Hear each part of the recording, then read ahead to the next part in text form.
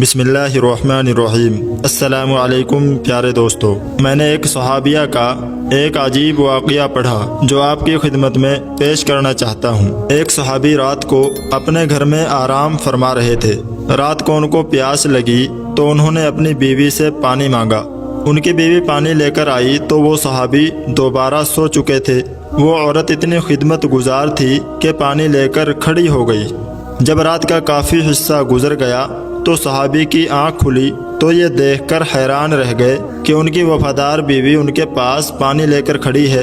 ان صحابی نے اپنی بیوی سے پوچھا کہ تم پانی لے کر کب سے کھڑی ہو؟ ان صحابی کی بیوی نے جواب دیا کہ جب آپ نے پانی مانگا تھا اور میں پانی لے کر آئی تو آپ سو چکے تھے، اس لیے میں نے آپ کو جگا کر آپ کے آرام میں خلل ڈالنا مناسب نہ سمجھا اور سونا بھی گوارا نہ کیا، کیونکہ میں نے سوچا کہ ممکن ہے پھر سے آپ کی آنکھ کھلے اور آپ کو پانی کی طلب ہو اور کوئی پانی دینے والا نہ ہو، کہیں خدمت گزاری اور وفا شیاری میں کوتاہی نہ ہو جائے، اس لیے میں ساری رات پانی لے کر کھڑی رہی۔ ذرا سوچئے کہ آج کوئی ایک عورت ایسی با وفا اور خدمت گزار ہو سکتی ہے۔ آج اگر خاوند پانی مانگے تو بیوی 100 باتیں سناتی ہے، لیکن ان عورتوں کی وفا شیاری بھی دیکھو۔ جب اس عورت نے یہ کہا کہ میں ساری رات کھڑی رہی تو ان صحابی کی حیرت کی انتہا نہ رہی۔ وہ فوراً اٹھ کر بیٹھ گئے اور عجیب خوشی کی کیفیت میں اپنی بیوی سے کہنے لگے کہ تم نے خدمت کی انتہا کر دی۔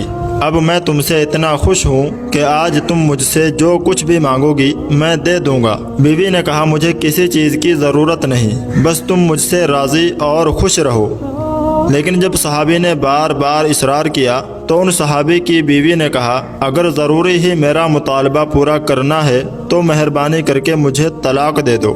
جب بیوی نے یہ الفاظ کہے تو ان صحابی کے پاؤں کے نیچے سے جیسے زمین ہی نکل گئی ہو۔ وہ ہکے بکے اور حیران رہ گئے اور اپنی بیوی کا منہ دیکھنے لگے کہ یہ کیا کہہ رہی ہے۔ ان صحابی نے کہا کہ اتنی خدمت گزار بیوی آج مجھ سے طلاق کا مطالبہ کر رہی ہے۔ صحابی نے کہا چونکہ میں وعدہ کر چکا ہوں اس لیے تیرا مطالبہ تو ضرور پورا کروں گا، لیکن پہلے رحمت دو عالم صلی اللہ علیہ وسلم کی خدمت میں چلتے ہیں۔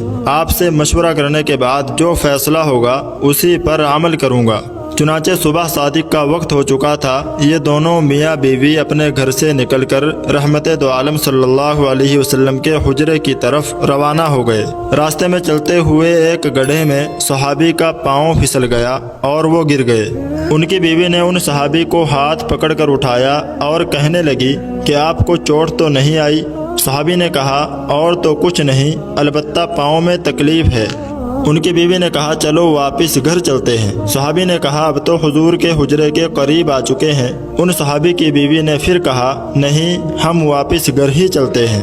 چنانچہ جب واپس گھر آئے تو صحابی نے پوچھا کہ مجھے تو سمجھ نہیں آئی کہ سارا ماجرا کیا ہے۔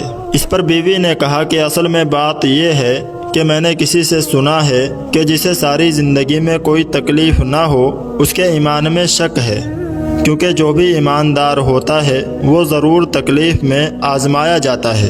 مجھے تو آپ کے ساتھ رہتے ہوئے 15 سال کا عرصہ ہو چکا ہے، لیکن آپ کو کبھی سر میں بھی درد نہیں ہوا، اس لیے مجھے شک ہو گیا اور میں نے سوچا کہ ایسے آدمی کے نکاح میں رہنے کا کیا فائدہ جس کے ایمان میں شک ہے، اس لیے میں نے آپ سے طلاق مانگی۔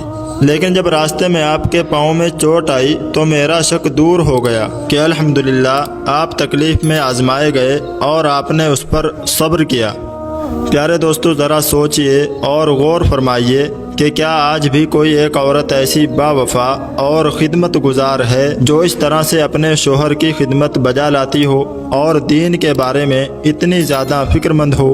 اللہ تبارک و تعالی ہماری عورتوں کو صحیح سمجھ عطا فرمائے اور دین اور آخرت کی فکر نصیب فرمائے۔